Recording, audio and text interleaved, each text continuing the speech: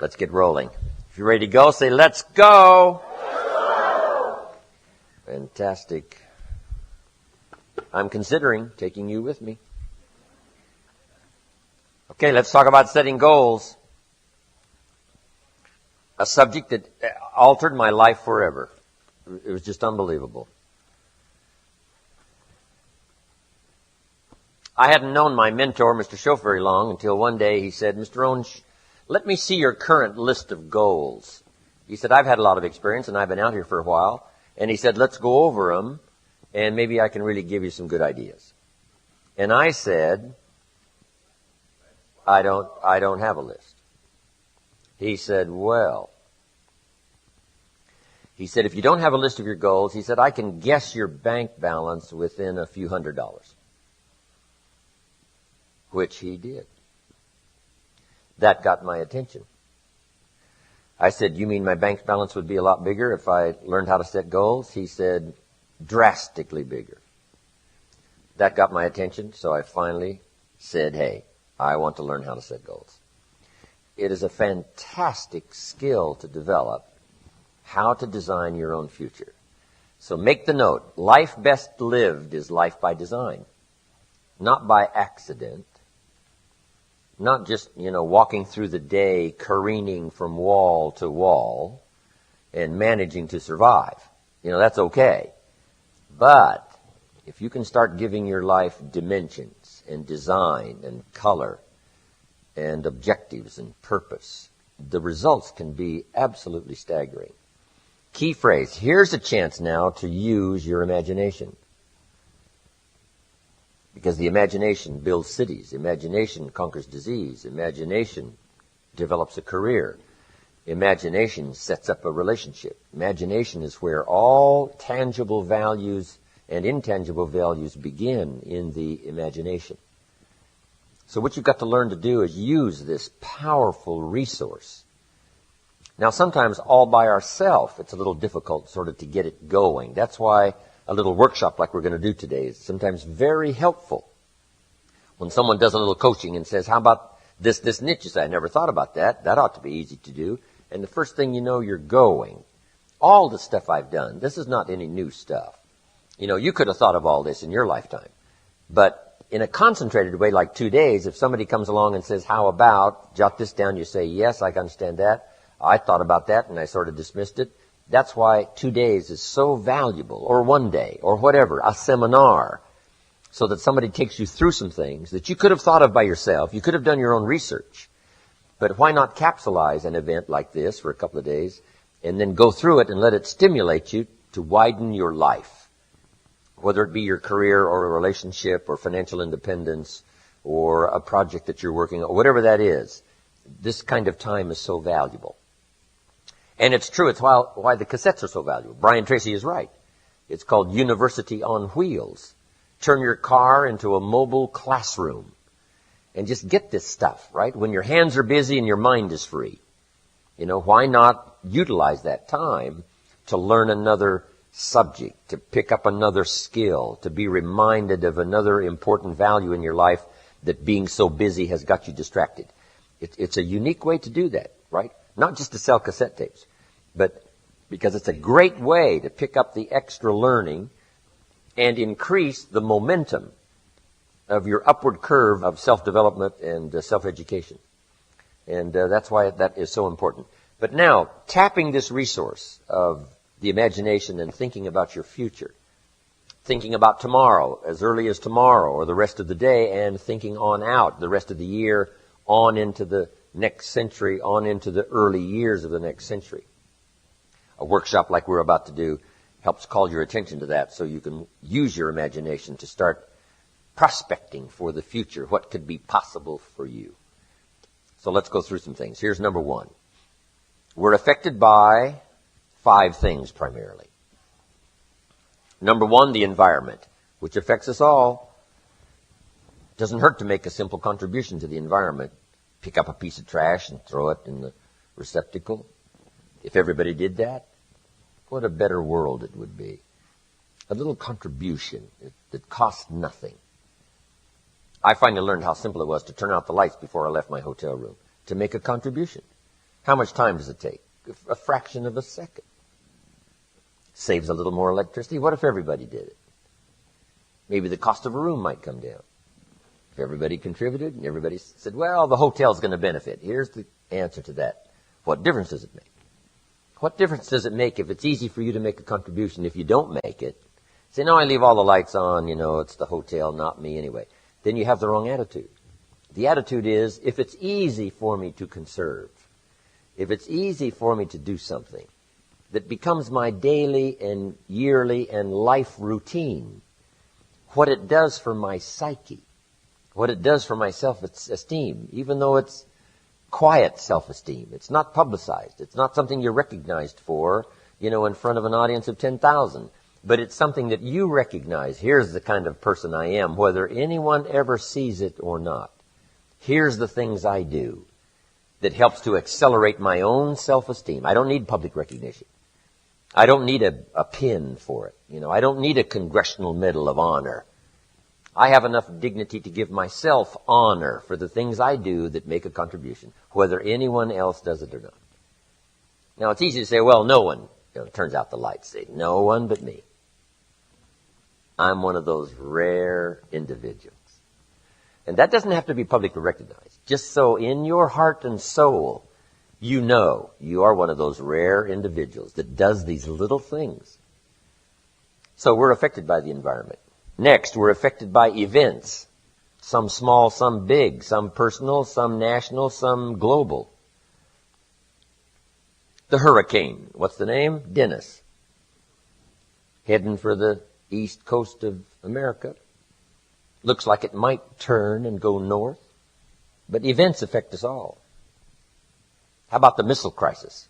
Some of us go back that far, right? Some of you got gray hair like me. Russia tries to sneak their missiles into Cuba. Kennedy finds out about it and calls and says, Nikita, John Kennedy on the line, you can't put your missiles in Cuba. Nikita Khrushchev said, Mr. President, you're young at this game. This is Nikita Khrushchev. This is Russia you're talking to. We can put our missiles wherever we darn well please. Wow, that started it. Next call. Mr. Khrushchev, sir. Not in Cuba, 90 miles from America. Khrushchev says, well, Mr. Kennedy, I hate to inform you, but the ships are already on the way with the missiles. Next call. Mr. Khrushchev, John Kennedy. Sir, I must inform you, and you must hear me clearly. We will not let your ships arrive. Now it's getting tough. People are starting to dig bomb shelters, right? When they heard this scenario. Next call.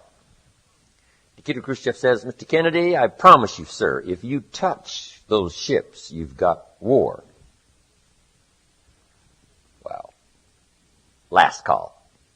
John Kennedy says, Mr. Chairman, please, sir, I promise you, if it is war, Russia will cease to exist. There won't be any more Russia. Last call. And Nikita decided he better take his missiles and go back home. And the world breathed a little easier. Right? Those kind of events affect us all. But they're small events and daily events and family events and national events and community events. We're all affected by the events. Here's number 3. We're affected by knowledge. Whatever we know or don't know. Good phrase to jot down if you haven't done it before in one of my seminars. Ignorance is not bliss. Ignorance is tragedy. Ignorance is devastation. Ignorance creates lack. Ignorance creates disease. Ignorance will shorten your life. Ignorance will empty your life, leave you with the husks, nothing to account for. Ignorance. Ignorance is not bliss. Here's another good one to note. What you don't know will hurt you. What you don't know will tragically affect your life. What you don't know will leave your life empty. What you don't know will leave you without a love affair or a relationship. What you don't know. So, we're all affected by knowledge, whether we know or whether we don't know. That's why you've got to read the books. Key phrase, the book you don't read won't help. Next, we're affected by results. Whatever results you're currently getting, the harvest of your own decisions, those are your current results. We're affected by those, whether it's financial results or personal results or social results. We're all affected by results.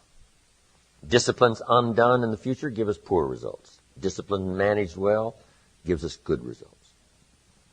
Here's number 5, we're affected by our dreams, our vision of the future.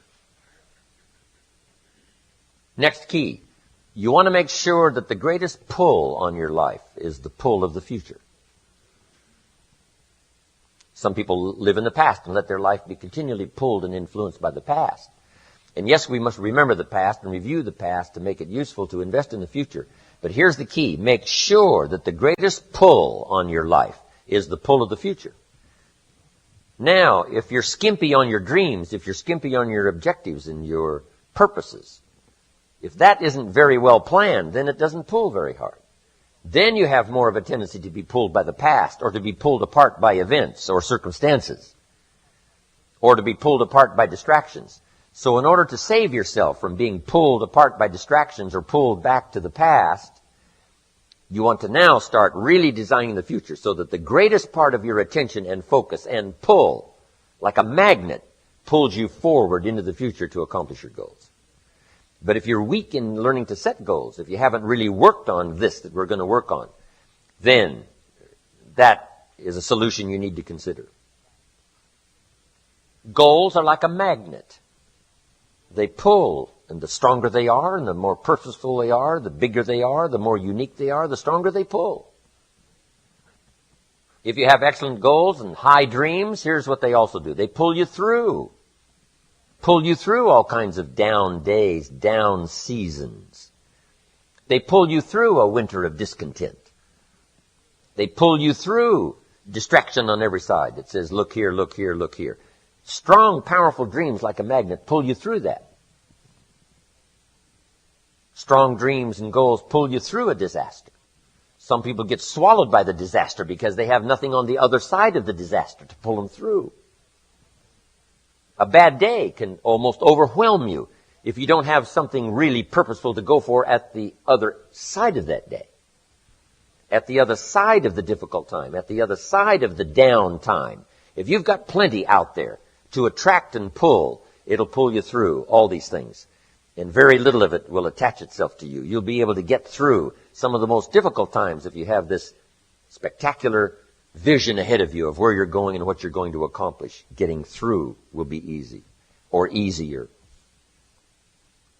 So, learning to set goals. It is an incredible experience. Once I learned it, it transformed my life forever. Being here today is an accomplishment of my goals. When I travel around the world and sit on an airplane, I say, I dreamed about this one day. I used to go to the airport and watch the planes fly away, and I said, one of these days, I'll be on one of those planes. I dreamed about it. I dreamed about the other side of the world. I'd never been to Italy, but I dreamed about it. I'd never been to Israel, but I dreamed about it. I'd never been to South Africa, but I dreamed about it. Never been to Australia, but I dreamed about it. And sure enough, step by step and country by country and flight by flight, I started checking them off my list. It was the most exhilarating feeling. Powerful.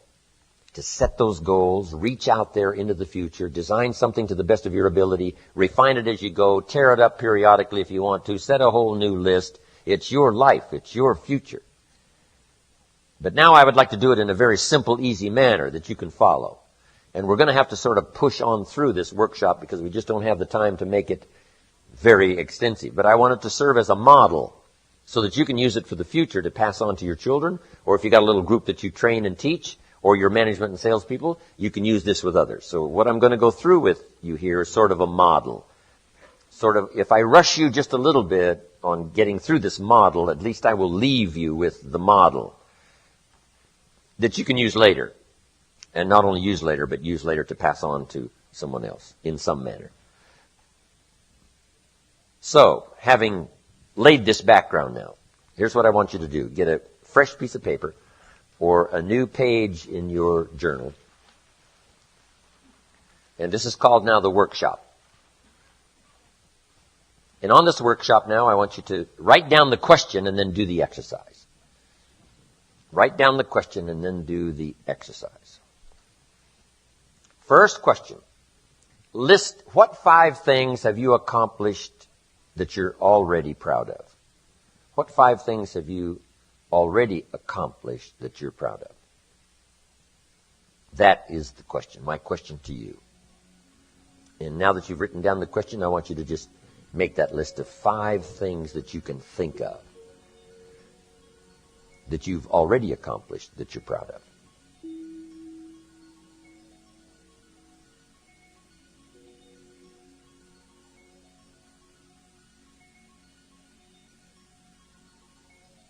Whatever it is, just so it's important to you. It doesn't have to be important to the world or important to me, just so it's important to you.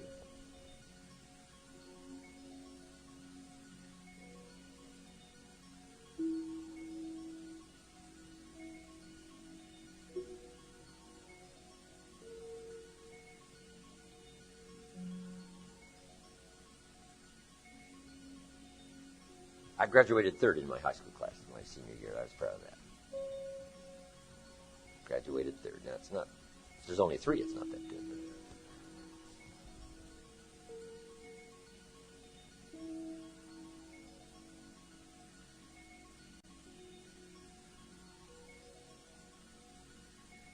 I did a speaking tour once with David Chilton, who wrote The Wealthy Barber, and Mark Tewksbury, who was a gold medal winner in Canada. And that was on Mark Tewksbury's list of 5 things I've already accomplished that I'm proud of. Winning the gold medal in Barcelona.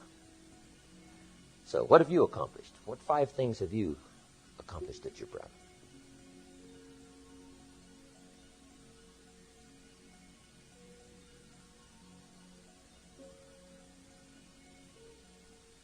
Now, primarily what this is for is to, give you credit for what you've already accomplished. Shelf said to me, Mr. Rohn, you've already been setting goals. You've already gone for something and you've achieved it.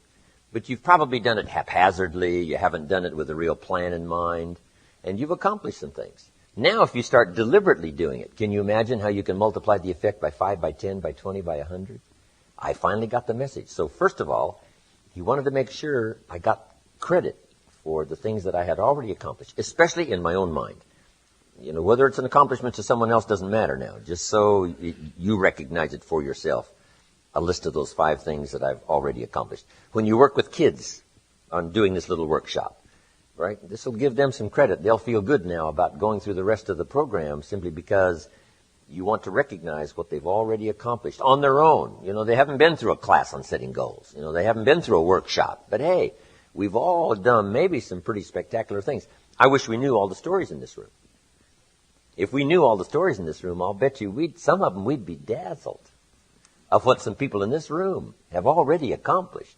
Yes, they're sitting here in a seminar. Yes, we're about to do the goals workshop. But hey, plenty of you have done some outstanding things that's given you self-esteem and self-confidence. I congratulate you for that. Now that you've done that little workshop, here's the second question. This is going to take some time now. What do you want in the next 10 years? What do you want in the next 10 years? Now, under this, what do you want in the next 10 years? That is the question. I want you to make a list of at least 50 items. Now, here's what I want you to do. I want you to just write as fast as you can. Don't give any much detailed thought to it of what you want in the next 10 years. And just let your mind run free. Now, also remember this. This is not what you think you can get. This is what you want. If it all fell into place and you could have everything you wanted in the next 10 years, what would you take? Right? If somebody promised you can have anything you want in the next 10 years, what do you want? I want you to approach it that way, because it's not important to think, what do I think I can get? I want you to now think about what you want in the next 10 years. So we're going to take a little time now for you to make that list of 50 items. And put them one under the other, not side by side, but one under the other, because we're going to do something with this list when you finish. One under the other. And abbreviate, wherever possible, so you can just put more items on the list. What do you want in the next 10 years?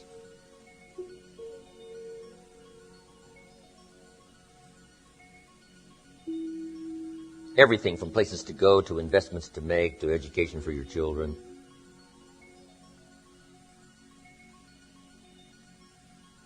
Personal things, business things, everything.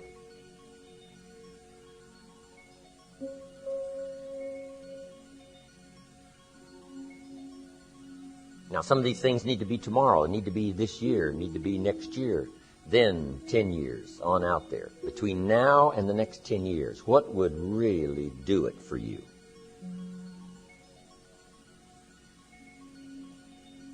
Everything you can think of.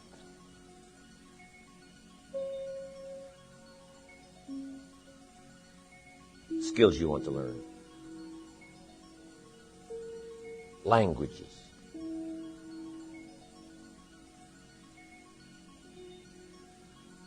Residences you want to acquire. A ranch in Montana, a cabin in the mountains. Everything you can think of, from small to large.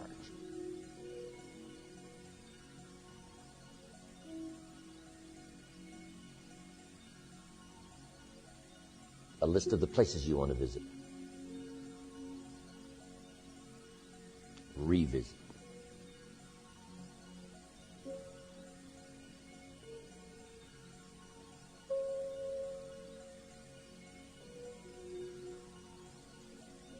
Experiences you want to have. Fly the Concorde. Bungee jump.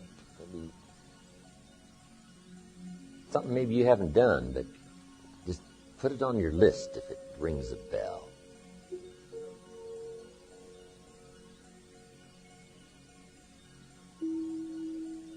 Write a song, write a book. Write a poem. 10 years.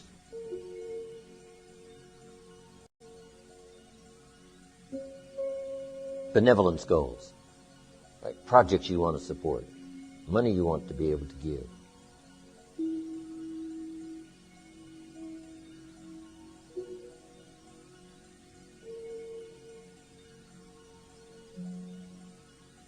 Star in a movie. Play in a rock and roll band.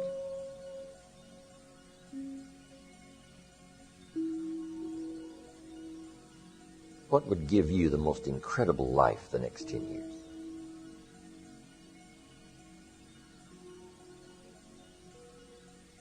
A new wardrobe, a new look.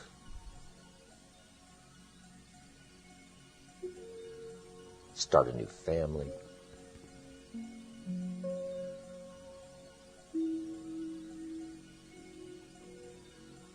Larry King. You know, he has breakfast where I have breakfast at Nate and Al's. We've had a chance to talk a few times. He's starting a brand new family. I don't know how old he is next to God. I mean, he's getting pretty old, but it's unbelievable.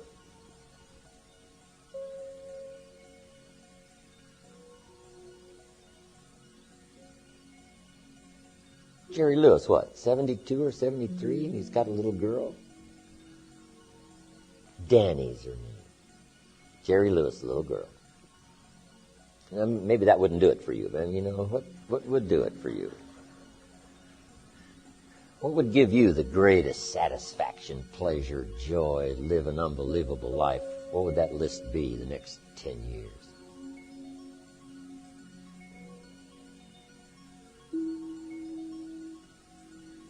You know, habits you want to change. Health you want to acquire.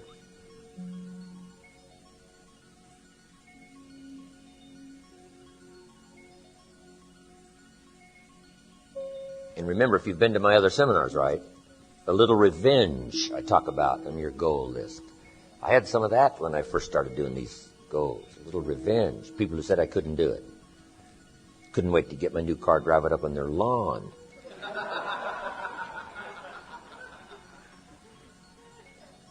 Satisfaction. Budget finance used to harass me. I finally got the money put together, put it in small bills in a big briefcase. Walked into this guy's office one day, dumped this pile of money all over his desk, out of my briefcase. I said, count it. Turned around, walked out, never asked for a receipt. Someday you just got to bury somebody in the money. Satisfaction. David the king said, God prepares my table for me. What a scene. David said, God prepares my table for me. But that's not the end of the story. What's the rest of it? Got some scholars here. God prepares the table before me. What? In the presence of my enemies. See, you got to put that on your list someday. The New Translation reads, in their face.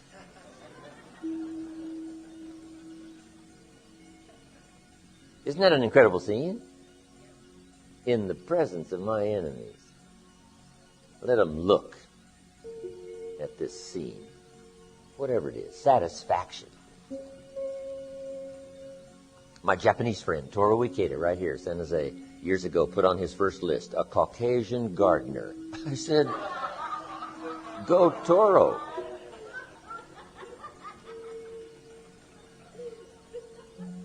So good. So what would do it for you? Upstairs maid, downstairs maid.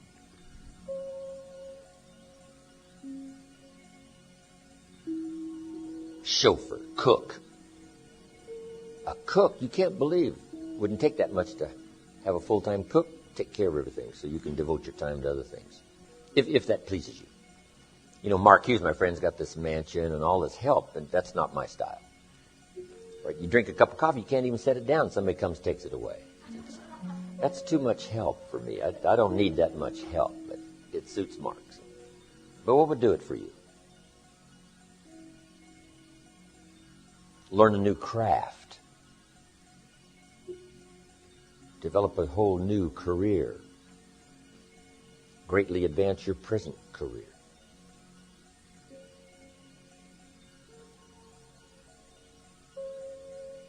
In the next 10 years, just keep making the list, as many things as you can think of.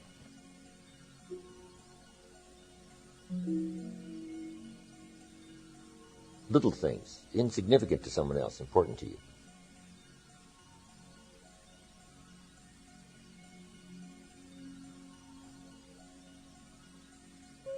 One of my goals was to have a residence in each of the 4 seasons. Spring here, summer here, autumn here, winter here.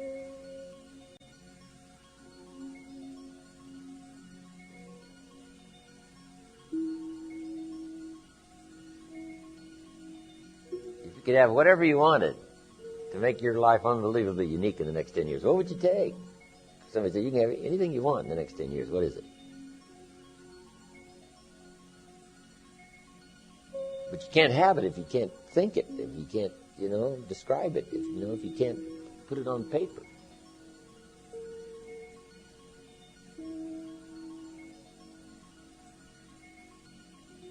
The ancient script says what? To the believer, everything's possible.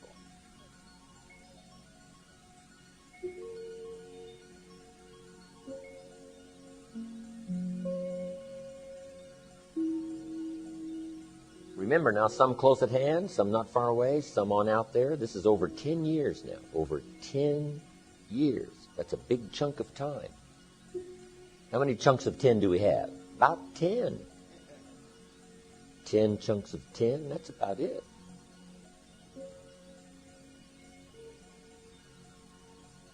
Of course, with what's happening in science and technology and nutrition, we may get that other 20, 30 years before long. 110, 20, 30.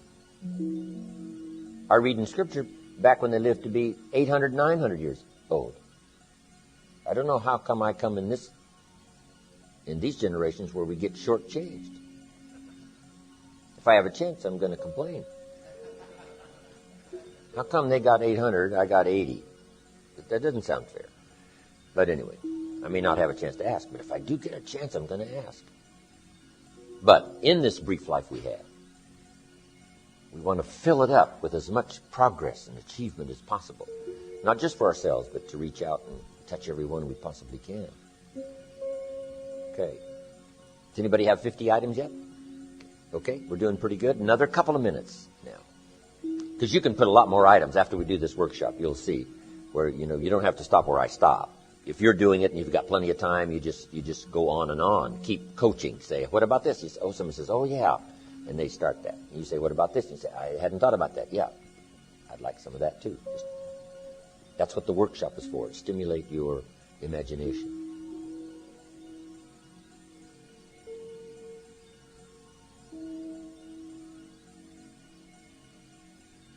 "10 years.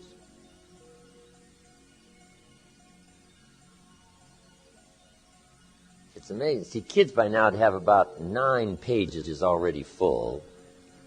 Adults are something else. You got to squeeze this stuff out of adults. Kids will have on their list things you don't even know exist, right?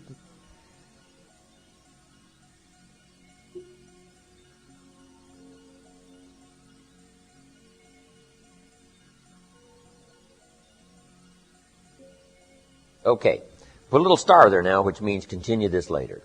You don't have to just be shortchanged on this list. I mean, this list can go on and on and on. And if you're working this workshop and you've got plenty of time, you just, give it plenty of time till everybody's pretty thoroughly, ready now with this list. Now here's what I want you to do with this list. I want you to go through the list now, one item at a time, write down the list, and I want you to give each item a 1, a 3, a 5, or a 10 by saying, that's about a 1-year goal, that's about a 3, that's about a 5, that's about a 10. I want you to look at each item, write down the list, and give it a 1, 3, 5, or 10.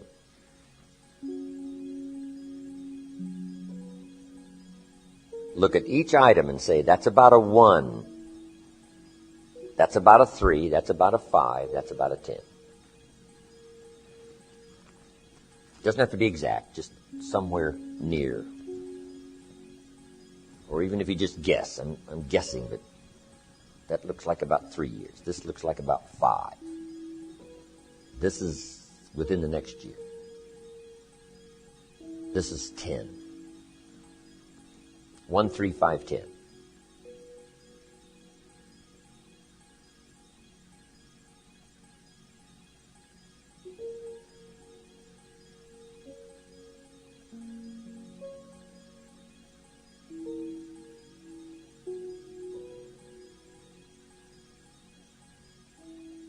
This is going to be so valuable. What's going to be valuable now is when you teach it.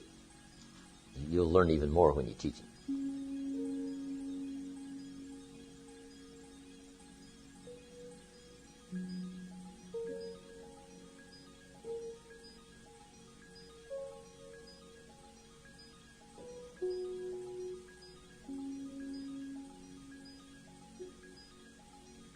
One, 3, 5, 10.